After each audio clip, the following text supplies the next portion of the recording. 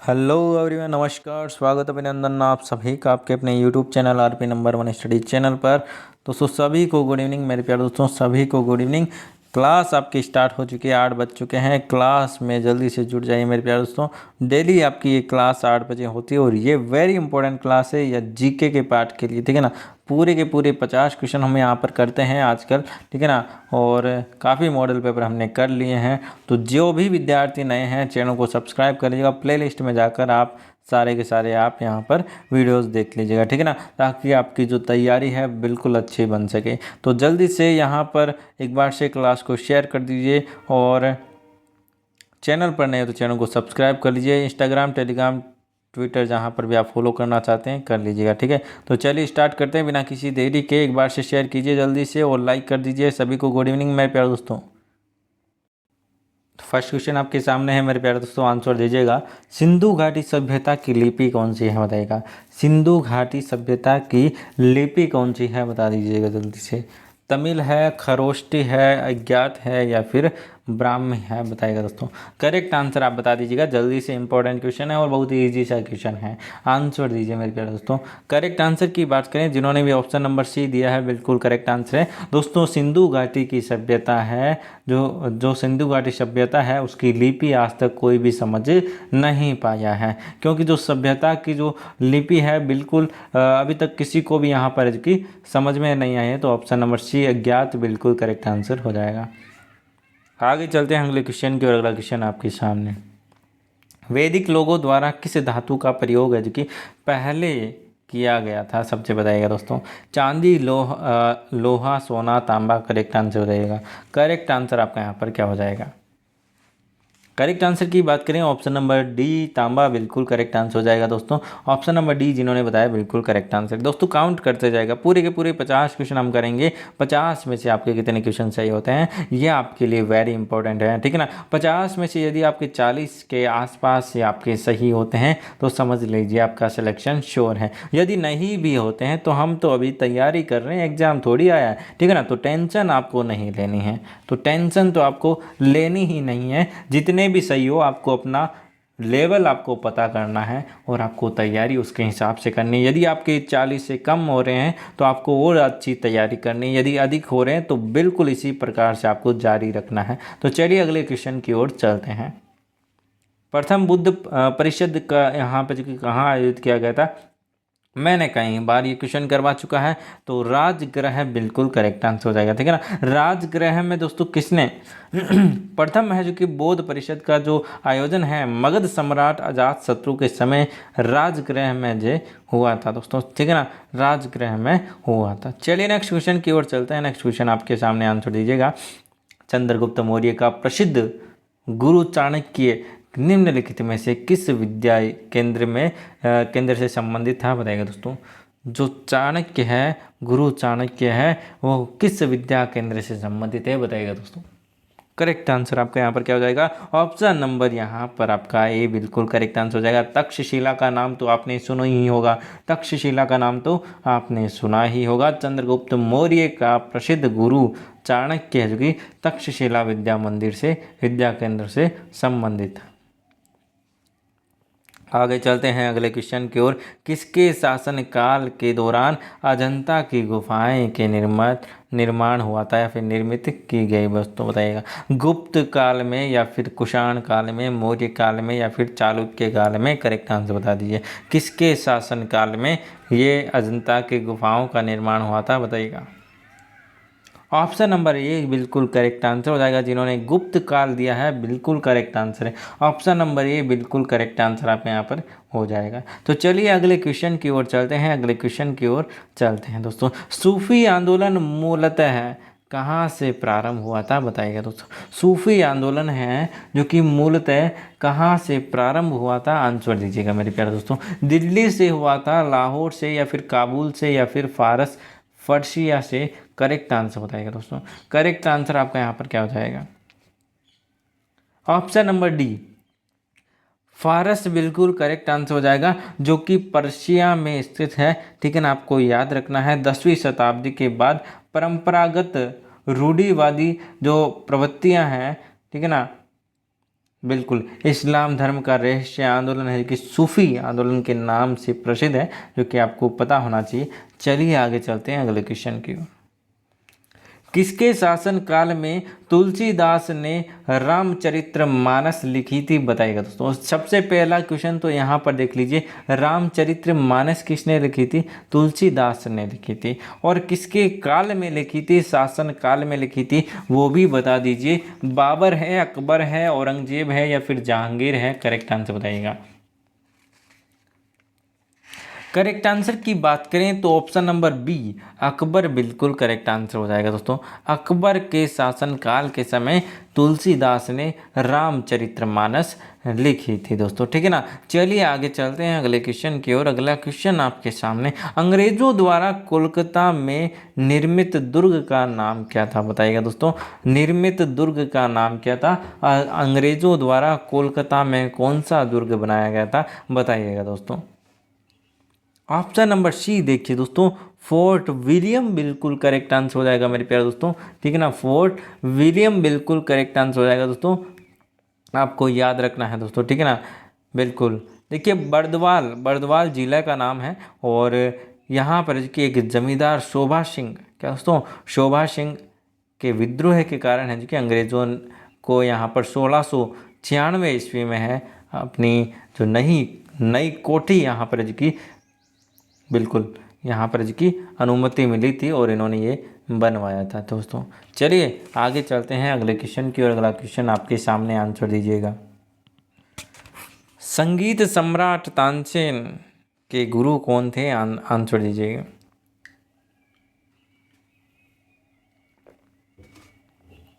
तानसेन का नाम तो सुना ही होगा ना आपने। चलिए देखिए, तानसेन के गुरु की बात करें तो ऑप्शन नंबर आपका यहाँ पर करेक्ट आंसर हो जाएगा बी, हरिदास। क्या दोस्तों, हरिदास बिल्कुल करेक्ट आंसर होगा। गुरु स्वामी हरिदास है जो कि तानसेन के गुरु थे। भारत में जैन धर्म का संस्थापक कौन है, बताइएगा दोस्तों। भारत में जैन धर्म का संस्थापक कौन है, बताइएगा। गौतम, महावीर, चंद्रगुप्त, या फिर अशोक? करेक्ट आंसर बताइएगा। ऑप्शन नंबर बी, महावीर बिल्कुल करेक्ट आंसर हो जाएगा। क्या दोस्तों, महावीर बिल्कुल करेक्ट आंसर हो जाएगा। महावीर स्वामी बिल्कुल करेक्ट आंसर आपको यहाँ पर हो जाएगा। चलिए आगे चलते हैं अगले क्वेश्चन की और। अगला क्वेश्चन आपके सामने, आंसर दीजिएगा दोस्तों। क्लास को शेयर भी करना है ना, क्लास को शेयर भी करना। ये क्लास आपके लिए वेरी इंपॉर्टेंट है मेरे प्यारे दोस्तों, वेरी इंपॉर्टेंट। क्लास में से क्वेश्चन छपने वाले हैं, ये मैं आपको बता दूं, क्वेश्चन यहाँ से छपने वाले हैं, इसलिए रोज क्लास लिया करो, रोज 8 बजे ना। तो चलिए यहाँ पर अगला क्वेश्चन आपके सामने, आंसर दीजिएगा। सुभाष चंद्र बोस ने भारतीय राष्ट्रीय कांग्रेस से निकलने के बाद किस पार्टी की स्थापना की थी, बताइएगा दोस्तों। भारतीय राष्ट्रीय कांग्रेस से निकलने के बाद सुभाष चंद्र बोस ने किस पार्टी की स्थापना की, जल्दी से आंसर दीजिएगा। Option number C, forward block. Option number C बिल्कुल करेक्ट आंसर हो जाएगा। सुभाष चंद्र बोस ने कांग्रेस के त्रिपुरी अधिवेशन 1939 में गांधी जी से मतभेद होने के बाद है जो कि यहाँ पर ये पार्टी की स्थापना की थी। फॉरवर्ड ब्लॉक पार्टी की स्थापना इन्होंने की थी। कब दोस्तों, 1939 ईस्वी में आपका यहाँ पर है जो कि कांग्रेस के त्रिपुरी अधिवेशन में गांधी जी से मतभेद हो चुका था सुभाष चंद्र बोस का। तो ये क्या है, इन्होंने बिल्कुल अलग पार्टी बना ली। चलिए आगे चलते हैं अगले क्वेश्चन की ओर। अगला क्वेश्चन आपके सामने, निम्न में से कौन 1932 ईस्वी में हरिजन सेवा संघ के अध्यक्ष बने, बताइएगा दोस्तों। हरिजन सेवा संघ के अध्यक्ष बने, बताइएगा दोस्तों। ऑप्शन नंबर कौन सा करेक्ट हो जाएगा? B R Ambedkar, Mahatma Gandhi, G D Birla, या फिर उपरोक्त में से कोई नहीं? करेक्ट आंसर बताइएगा। तो जहाँ जिन्होंने भी ऑप्शन नंबर सी बताया है बिल्कुल करेक्ट आंसर हो जाएगा। जी डी बिरला बिल्कुल करेक्ट आंसर हो जाएगा। क्या दोस्तों, जी डी बिरला बिल्कुल करेक्ट आंसर आपको यहाँ पर हो जाएगा। ऑप्शन नंबर सी बिल्कुल करेक्ट आंसर हो जाएगा। चलिए आगे चलते हैं अगले क्वेश्चन की ओर। अगला क्वेश्चन की ओर चलते हैं मेरे प्यारे दोस्तों। चलिए, और इन्हें क्या दोस्तों, जी डी बिरला को यहाँ पर जो कि पद्म विभूषण से सम्मानित भी किए हुए हैं। कब किया दोस्तों? 1967 ईस्वी में इनके हैं जो कि बिल्कुल सम्मानित भी इन्हें किया गया है पद्म विभूषण द्वारा। दादा भाई नौरोजी के अनुसार स्वराज का अर्थ क्या है बताइएगा दोस्तों? दादा भाई नौरोजी के अनुसार स्वराज का अर्थ क्या है बताइएगा? ऑप्शन नंबर बी, स्वशासन। क्या दोस्तों? स्वशासन मतलब कि खुद का शासन। क्या दोस्तों? स्वशासन अर्थ है, ठीक है ना, स्वराज का अर्थ स्वशासन है। 1906 के कलकत्ता अधिवेशन में दादा भाई नौरोजी ने घोषणा की, भारतीय राष्ट्रीय कांग्रेस का लक्ष्य स्वराज्य प्राप्त करना है। मतलब कि स्वराज्य मतलब कि स्वशासन मतलब कि खुद का शासन। चलिए नेक्स्ट क्वेश्चन की ओर चलते हैं। नेक्स्ट क्वेश्चन आपके सामने, गांधी जी की विदेशी वस्तुओं के आंदोलन का लक्ष्य क्या था बताइए दोस्तों? पूर्ण स्वतंत्रता, ब्रिटिश विरोधी भावना पैदा करना, या फिर कल्याण राज्य को प्रोत्साहन करना, या फिर कुटीर उद्योग को प्रोत्साहित करना बताइएगा दोस्तों? ऑप्शन नंबर डी जिन्होंने बताया बिल्कुल करेक्ट आंसर हो जाएगा। कुटीर उद्योग का यहाँ पर जो कि प्रोत्साहित, यहाँ पर प्रोत्साहन देना, ठीक है ना, ये आपका यहाँ पर जो कि विदेशी वस्तुओं के लिए जो आंदोलन का लक्ष्य था वह यही था, ठीक है ना। चलिए आगे चलते हैं अगले क्वेश्चन की ओर। टीपू सुल्तान कहाँ का शासक था बताइएगा दोस्तों? टीपू सुल्तान है जो कि कहाँ का शासक था बताइएगा मेरे प्यारे दोस्तों? करेक्ट आंसर आपका यहाँ पर क्या हो जाएगा? ऑप्शन नंबर यहाँ पर आपका बिल्कुल करेक्ट आंसर हो जाएगा। ऑप्शन नंबर सी, मैसूर, बिल्कुल करेक्ट आंसर हो जाएगा। टीपू सुल्तान आपका मैसूर का दोस्तों, मैसूर का शासक था और 20 नवंबर 1715 में जन्मा था ये। और इसका पूरा नाम क्या था दोस्तों? सुल्तान फतेह अली खान साहब था। क्या दोस्तों? सुल्तान फतेह अली खान साहब था, जो कि अपने पिता, इसका पिता का नाम भी जान लीजिए, किसका? टीपू सुल्तान का। क्या दोस्तों?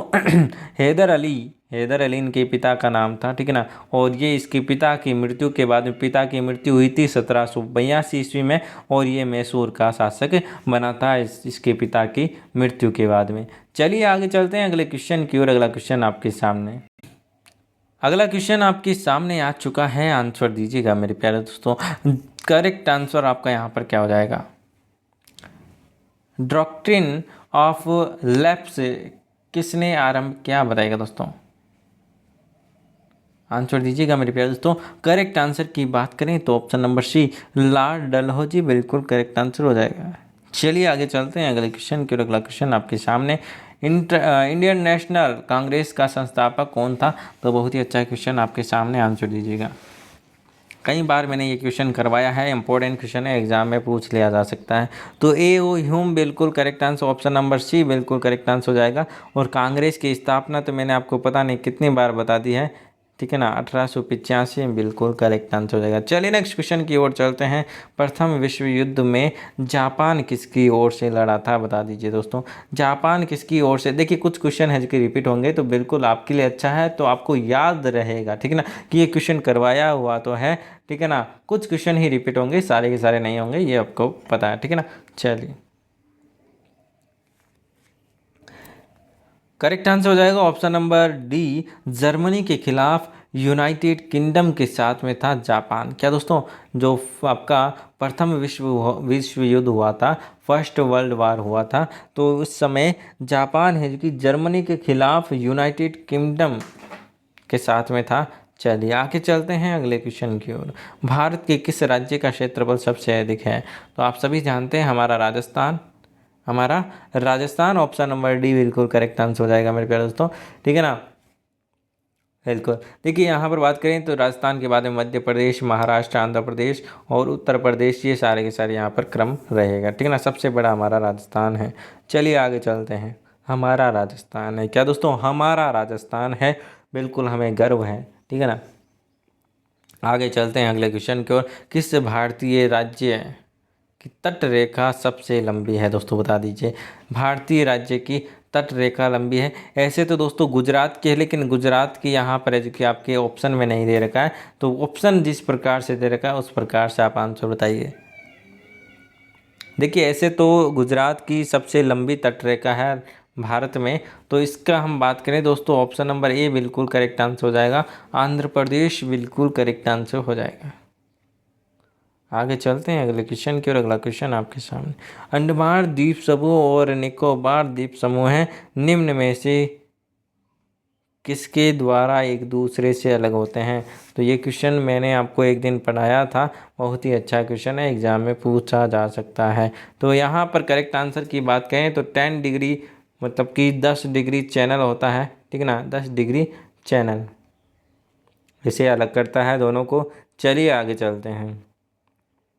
भारत का कृत्रिम बंदरगाह कौन सा है? बता दीजिए, जल्दी से आंसर दीजिएगा। भारत का कृत्रिम बंदरगाह कौन सा है? जल्दी से आंसर दीजिएगा मेरे प्यारे दोस्तों। Option number C, Chennai, Madras बिल्कुल करेक्ट आंसर हो जाएगा। क्या दोस्तों, चेन्नई या फिर मद्रास का जो बंदरगाह है बिल्कुल करेक्ट आंसर हो जाएगा। कृत्रिम है मतलब कि बिल्कुल यहाँ पर आप समझ चुके हैं। चलिए नेक्स्ट क्वेश्चन की ओर चलते हैं। तटवर्ती आंध्र प्रदेश तथा उड़ीसा को निम्नलिखित में से किस कारण से प्राय प्राकृतिक विपत्तियों का सामना करना पड़ रहा है? करेक्ट आंसर बताएगा 123 आपके सामने आंसर दीजिएगा।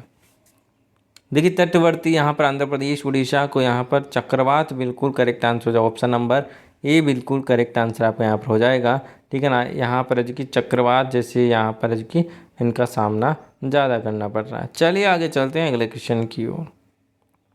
निम्नलिखित में से कौन सा भारत का सबसे अधिक आर्द्र स्थान है? बताइएगा। आर्द्र स्थान कौन सा है मेरे प्यारे दोस्तों भारत का? बता दीजिए, जल्दी से आंसर दीजिएगा। करेक्ट आंसर आपका यहाँ पर क्या हो जाएगा?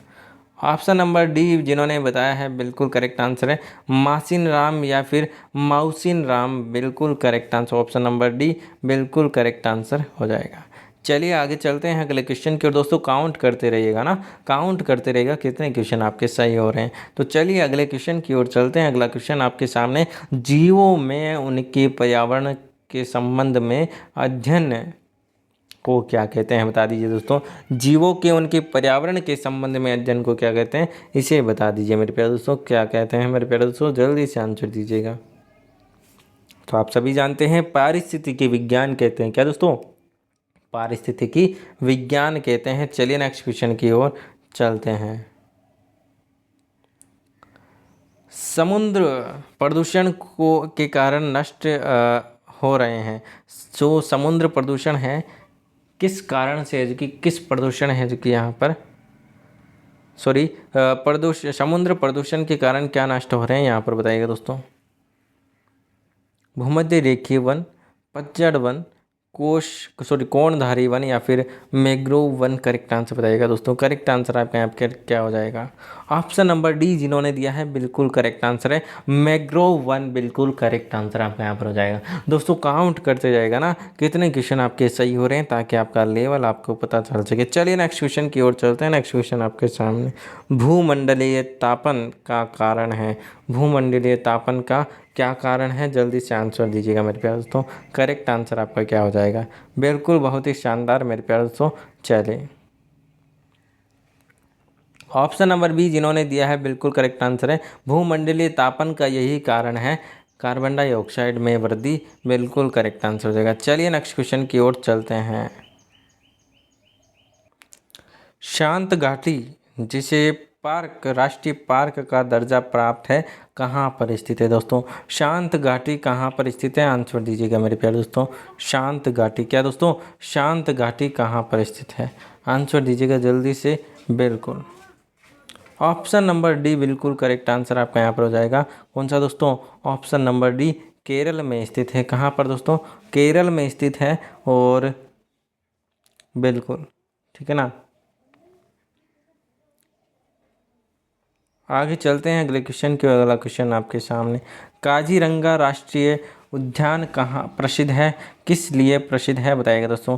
काजीरंगा, मैंने एक दिन अलग से क्वेश्चन इसको पूछा था, ठीक है ना, अलग से एक क्वेश्चन बताया था यहाँ पर, आपको पता हो तो, ठीक है ना। जहाँ पर भी एक सींग वाले गेंडे होते हैं, एक सींग वाले गेंडे होते हैं, वही यहाँ पर बिल्कुल करेक्ट आंसर हो जाएगा।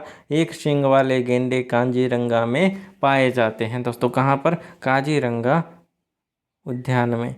चलिए आगे चलते हैं। इकोलॉजी शब्द की रचना किसने की थी? बताइएगा दोस्तों। इकोलॉजी की जो रचना है, या फिर समझ सकते हैं आप इकोलॉजी नाम है जो कि किसने दिया, बताइएगा दोस्तों। ऑप्शन नंबर यहाँ पर जिन्होंने भी दिया है मेरे प्यारे दोस्तों, ए बिल्कुल करेक्ट आंसर हो जाएगा, ठीक है ना। हैकल बिल्कुल करेक्ट आंसर हो जाएगा, ठीक है ना। बिल्कुल ऑप्शन नंबर ए बिल्कुल करेक्ट आंसर आपका यहाँ पर हो जाएगा। चलिए नेक्स्ट क्वेश्चन की ओर चलते हैं। ओजोन परत कहाँ पाई जाती है? ओजोन परत कहाँ पाई जाती है बताइएगा दोस्तों, बताइएगा दोस्तों, जल्दी से आंसर दीजिएगा मेरे प्यारे दोस्तों। करेक्ट आंसर आपका यहाँ पर क्या हो जाने वाला है? देखिए मेरे प्यारे दोस्तों, ओजोन परत है जो कि आपको मैंने बताया होगा आप सभी को, समताप मंडल में पाई जाती है और पृथ्वी के धरातल से 20 से 30 किलोमीटर की ऊंचाई पर वायुमंडल के समताप के निचले भाग में जो कि ओजोन परत का एक झीणा सा यहाँ पर जो कि क्या होती है दोस्तों, जीणा मतलब कि एक पतला सा आवरण होता है, उसे कहते हैं ओजोन परत। अजीम उल खां का संबंध निम्न में से किससे है बताइए दोस्तों? अजीम उल खां, क्या दोस्तों? अजीम उल खां, ठीक है ना। बताइए जल्दी से आंसर क्या हो जाएगा? ऑप्शन नंबर बी बिल्कुल करेक्ट आंसर हो जाएगा। 1857 की क्रांति से संबंधित है अजीम उल खां। क्या दोस्तों? अजीम उल खां। तो अजीम उल खां है जो कि बिल्कुल, देखिए हकीम अजीम उल खां नाना साहब के विश्वस्त अनुचर थे। क्या दोस्तों? विश्वस्त अनुचर थे। इन्होंने 1857 की क्रांति में नाना साहब का साथ दिया था और देश की क्रांति का जो प्रचार प्रसार है वो किया था। क्या दोस्तों? प्रचार प्रसार इन्होंने किया था। कौन, किसने? अजीम उल खां ने किया था। और ये क्या थे दोस्तों? नाना साहब के विश्वस्त अनुचर थे, ठीक है ना, आपको ध्यान रखना है। बंगाल की सभ्यता का अग्रदूत किसे कहा जाता है बताइएगा दोस्तों? बंगाल की सभ्यता का अग्रदूत किसे कहा जाता है? आंसर दीजिएगा, जल्दी से आंसर दीजिएगा मेरे प्यारे दोस्तों। करेक्ट आंसर आपका क्या हो जाएगा? ऑप्शन नंबर बी डेरिजियो बिल्कुल करेक्ट आंसर हो जाएगा।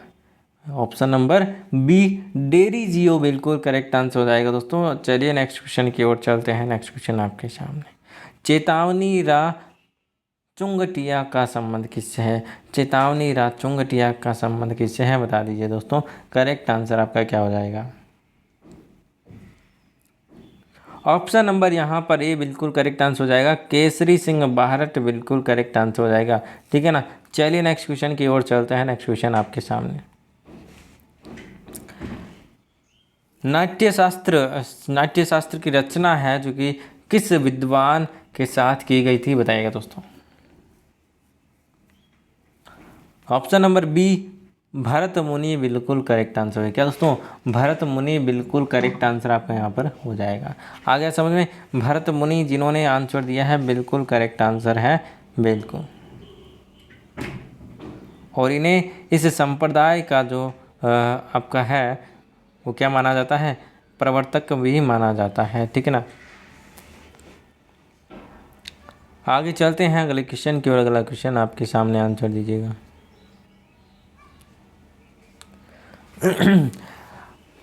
अगला क्वेश्चन आपके सामने अलबरूनी, ठीक है ना, अलबरूनी का संबंध किस मुस्लिम शासक से है बताइएगा दोस्तों। सॉरी दोस्तों, यहाँ पर थोड़ी सी आंधी चल रही है तो आपको यहाँ पर डिस्टर्बेंस हो सकता है। चलिए, किस मुस्लिम शासक से है बताइएगा दोस्तों। करेक्ट आंसर दीजिएगा जल्दी से। बहुत ही बढ़िया। ऑप्शन नंबर जिन्होंने भी यहाँ पर दिया है मेरे प्यारे दोस्तों, बी ऑप्शन बिल्कुल करेक्ट आंसर हो जाएगा। मोहम्मद गजनवी बिल्कुल करेक्ट आंसर हो जाएगा। क्या दोस्तों? मोहम्मद गजनवी बिल्कुल करेक्ट आंसर हो जाएगा। चलिए आगे चलते हैं। आहू, परवन, मीमाज व धार किस नदी के यहाँ पर किस सहायक नदियाँ हैं बताइएगा। करेक्ट आंसर की बात करें तो option number A Kali Sindh बिल्कुल करेक्ट आंसर हो जाएगा। क्या दोस्तों? काली सिंध बिल्कुल करेक्ट आंसर हो जाएगा। चलिए आगे चलते हैं अगले क्वेश्चन की और। अगला क्वेश्चन आपके सामने, मोरेल नदी हाड़ौती गांव के किस नदी में मिलती है बता दीजिए दोस्तों। मोरेल नदी है हाड़ौती गांव में किस नदी में मिलती है बता दीजिए। जल्दी से आंसर आपका क्या हो जाएगा। ऑप्शन नंबर ए जिन्होंने दिया है बिल्कुल करेक्ट आंसर है बनास, बिल्कुल करेक्ट आंसर हो जाएगा। आगे चलते हैं अगले क्वेश्चन की और। अगला क्वेश्चन आपके सामने, आंसर दीजिएगा। अगला क्वेश्चन आपके सामने, आंसर दे दीजिए मेरे प्यारे दोस्तों। मैग्नेटाइट लोहे अयस्क के उत्पादन में कौन सा राज्य अग्रणी है, बताइएगा। मैग्नेटाइट लोहे अयस्क के उत्पादन में कौन सा राज्य अग्रणी है, बताइएगा। उड़ीसा, कर्नाटक, छत्तीसगढ़, झारखंड। करेक्ट आंसर बताइएगा। ऑप्शन नंबर बी जिन्होंने बताया है कर्नाटक, बिल्कुल करेक्ट आंसर हो जाएगा मेरे प्यारे दोस्तों। कर्नाटक बिल्कुल करेक्ट आंसर हो जाएगा, ऑप्शन नंबर बी। लिखना बिल्कुल ध्यान रखिएगा दोस्तों यहाँ पर हम बात करें तो उड़ीसा, छत्तीसगढ़, झारखंड में हेमेटाइट प्रकार के लोहे अयस्क का उत्पादन होता है। क्या दोस्तों, हेमेटाइट। हमें यहाँ पर कौन सा, मैग्नेटाइट पूछा है। चलिए नेक्स्ट क्वेश्चन की ओर चलते हैं। नेक्स्ट क्वेश्चन आपके सामने, भारत का मौसम मानचित्र बनता है, बताइएगा दोस्तों। भारत का मौसम मानचित्र बनता है, बताइएगा दोस्तों। ऑप्शन नंबर ए, बौन प्रक्षेप पर बनता है, आपको ध्यान रखना है, ठीक है ना। चलिए आगे चलते हैं अगले क्वेश्चन की ओर। अगला क्वेश्चन आपके सामने, भारत में राष्ट्रीय वन नीति सर्वप्रथम कब घोषित की गई, बताइएगा दोस्तों। भारत में सर्वप्रथम वन नीति, क्या दोस्तों, राष्ट्रीय वन नीति सर्वप्रथम कब घोषित की गई, बताइएगा दोस्तों। करेक्ट आंसर की बात करें तो ऑप्शन नंबर डी, 1894 बिल्कुल करेक्ट आंसर हो जाएगा। क्या दोस्तों, ऑप्शन नंबर डी बिल्कुल करेक्ट आंसर हो जाएगा। चलिए नेक्स्ट क्वेश्चन की ओर चलते हैं। नेक्स्ट क्वेश्चन आपके सामने, भारतीय वानस्पतिक सर्वे के जो स्थापना है वो कब हुई थी, बताइएगा दोस्तों। भारतीय जो वानस्पतिक सर्वे है उसकी स्थापना कब की गई थी, बताइएगा दोस्तों। करेक्ट आंसर बताइएगा। ऑप्शन नंबर बी जिन्होंने बताया बिल्कुल करेक्ट आंसर, 1890 बिल्कुल करेक्ट आंसर हो जाएगा। चलिए नेक्स्ट क्वेश्चन की ओर चलते हैं। नेक्स्ट क्वेश्चन आपके सामने, आंसर दीजिएगा मेरे प्यारे दोस्तों। करेक्ट आंसर क्या हो जाएगा, 144 क्वेश्चन नंबर आपके सामने। और दोस्तों क्लास को शेयर भी कीजिए ना, क्लास को शेयर भी कीजिए ताकि सभी विद्यार्थी जुड़ सके और क्लास का आनंद ले सके। ऊर्जा संकट राजस्थान की एक मुख्य समस्या है। कौन सा ऊर्जा स्रोत ग्रामीण राजस्थान में अधिक सहायक होगा, बताएगा दोस्तों। इससे अच्छा क्वेश्चन तो आपका हो ही नहीं सकता, ठीक है ना। ये क्वेश्चन पूछा गया एग्जाम में कई बार, है ना। तो यहाँ पर आंसर हो जाएगा आपका सौर ऊर्जा दोस्तों। सौर ऊर्जा है जो कि बिल्कुल अच्छा है, ठीक है ना। यहाँ पर सौर ऊर्जा है जो कि पश्चिमी जिले जैसे यहाँ पर जो कि ठीक है ना, बिल्कुल। चलिए आगे चलते हैं। सौर ऊर्जा बिल्कुल करेक्ट आंसर हो जाएगा। चलिए नेक्स्ट क्वेश्चन की ओर चलते हैं। राजस्थान के कोटा राज्य में 1857 के महान विद्रोह प्रथम स्वतंत्रता संग्राम का नेतृत्व करने वाले कौन थे, बता दीजिए दोस्तों। जल्दी से आंसर दीजिएगा। करेक्ट आंसर क्या हो जाएगा, पंडित नाथूराम शर्मा तथा विजय सिंह पथिक, लाला हरदयाल, या फिर महावत खां, या फिर खुशहाल सिंह, या फिर राम सिंह, या फिर लाला लाजपत राय मेहराब खां। करेक्ट आंसर बता दीजिए। ऑप्शन नंबर डी, लाला जयदयाल तथा मेहराब खां, ये बिल्कुल करेक्ट आंसर होगा। कोटा राज्य, ठीक है ना, कोटा राज्य में की विद्रोह में ये नेतृत्व करता थे। चलिए आगे चलते हैं। तार से निर्मित वाद्य यंत्र कौन सा है, बताइएगा दोस्तों। तार से निर्मित वाद्य यंत्र कौन सा है, जल्दी से आंसर दीजिएगा। करेक्ट आंसर की बात करें तो ऑप्शन नंबर आपका यहाँ पर बी बिल्कुल करेक्ट आंसर हो जाएगा, रावण हत्था। क्या दोस्तों, रावण हत्था बिल्कुल करेक्ट आंसर हो जाएगा। इसमें जो एक बड़े नारियल की कटोरी पर है जो कि खाल मंडकर इसे बनाया जाता है, और एक बांस का है जो कि एक बांस की डंडी है जो कि लगाई जाती है, और इसमें जो कि खूंटियाँ भी लगाई जाती हैं। कितनी खूंटियाँ, 9 खूंटियाँ होती है। किसमें दोस्तों, रावण हत्थे में आपकी 9 खूंटियाँ होती, सॉरी 9 तार होते हैं, ठीक है ना। खूंटी पर जो 9 तार लगाए जाते हैं, आपको ध्यान रखना है। और घोड़े की पूंछ से ये जो कि बिल्कुल है जो कि बनाए जाते हैं। चलिए आगे चलते हैं अगले क्वेश्चन की ओर। चलिए आगे चलते हैं अगले क्वेश्चन की ओर। ढोल नृत्य प्रमुखतः किस क्षेत्र में किया जाता है, बताइएगा दोस्तों। ढोल नृत्य है जो कि प्रमुखतः किस क्षेत्र में किया जाता है, बताइएगा दोस्तों। जल्दी से आंसर दीजिएगा। ऑप्शन नंबर सी, जालोर क्षेत्र में किया जाता है मेरे प्यारे दोस्तों ढोल नृत्य, ठीक है ना। तो ढोल नृत्य है जो कि राजस्थान की जालोर क्षेत्र में शादी के अवसर पर पुरुष द्वारा है जो कि किया जाता है और सामूहिक नृत्य है ये, ठीक है ना। और यहाँ पर जो कि और इसमें बात करें दोस्तों तो ढोल के साथ में यहाँ पर जो कि थालियाँ एक साथ है जो कि बजाई जाती है, दोनों ढोल और थालियाँ, ठीक है ना, बजाई जाती है। और यह नृत्य है जो कि ढोली सर यहाँ पर जो कि सरगरा, ढोली, माली, भील आदि जातियों में है जो कि ये होता है। चलिए आगे चलते हैं अगले क्वेश्चन की ओर। याद रखिएगा ढोल नृत्य जालोर क्षेत्र से प्रसिद्ध है। अगला क्वेश्चन आपके सामने आंसर दीजिएगा। राजस्थानी महिलाओं द्वारा बाजू में पहने जाने वाले आभूषण को क्या कहते हैं बताइएगा दोस्तों। बाजू में पहने जाने वाला, बाजू मतलब कि हाथ के जो कोने से ऊपर पहने जाते हैं उसे क्या कहते हैं बताइए दोस्तों।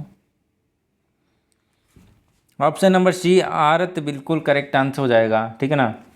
राजस्थानी महिलाओं द्वारा बाजू में पहने जाने वाला आभूषण है आरत, और बींती है जो कि हाथ की अंगुली में पहना जाता है, नेवरी आपके पैरों में एवं खुंगाली आपके गले में पहने जाने वाला आभूषण है, आपको ध्यान रखना है। चलिए नेक्स्ट क्वेश्चन की ओर चलते हैं। सहरिया जनजाति द्वारा किए जाने वाले लोक नृत्य कौन से हैं बताइएगा दोस्तों। सहरिया जनजाति द्वारा कौन से लोक नृत्य किए जाते हैं बताइएगा दोस्तों।